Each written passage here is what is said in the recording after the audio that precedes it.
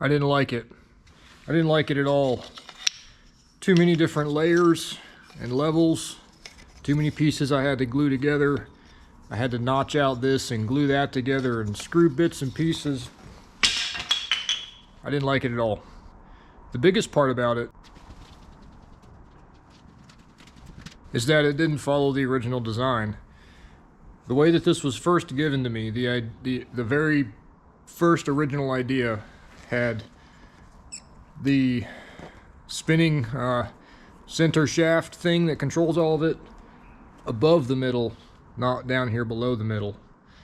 And this original design is a lot fewer pieces.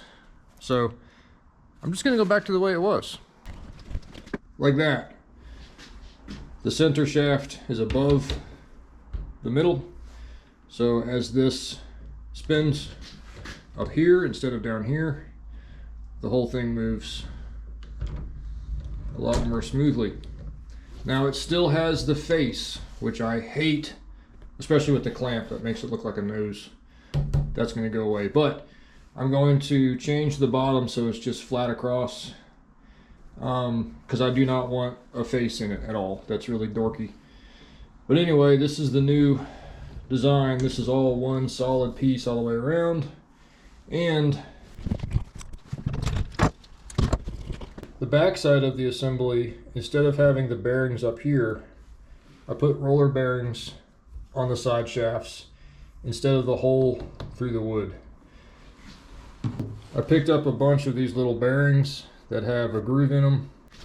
These are actually for, I think, a 3D printer that run along something with that. I don't know. I don't have, nor will I ever have, a 3D printer, but I'll use their parts. I am going to put one more on the other side to sandwich it, but even just like this is super secure.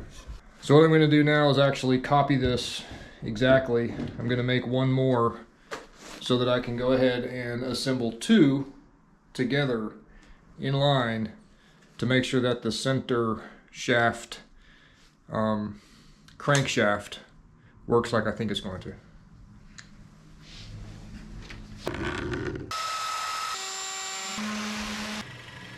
I went ahead and got the second one completely done.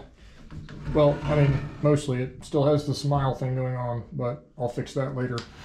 I really like the style now, where it's all smoothed, rounded over, sanded down. I think it definitely is going to look pretty good when it is finished. However, because this is solid wood, solid cherry, it has grain. And because of the different forces and pushing and pulling in different directions, everything is breaking. I've had many breaks where the wood just can't handle the strain because it's, you know, wood. This top piece was fine, and then I came back later and it had gotten really cold and the wood shrunk. But of course the bearings aren't going to, and it just popped it. So this is not going to work. Unfortunately, what that means is I get to start all the way over from scratch yet again. I am going to probably get some furniture grade plywood. I do want to make it out of wood. I like that idea, but not out of solid wood. Unfortunately, it's just not stable enough because of the forces involved in this. Plywood, however, you know, is built to have strain in all sorts of different directions. So that's what I'm going to have to work on. The other thing I'm having an issue with is precision, because I'm literally just eyeballing all of this. I don't have plans for it. I'm just pulling it out of my head.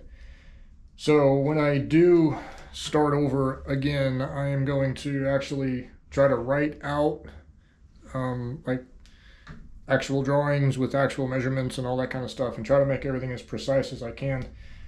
This prototype has been fantastic as far as just seeing how the whole thing moves, you know, making sure that functionally it's actually going to do what I think it is in my head. And yes, it is. So yep, I'm going to tear it all down and start from scratch yet again.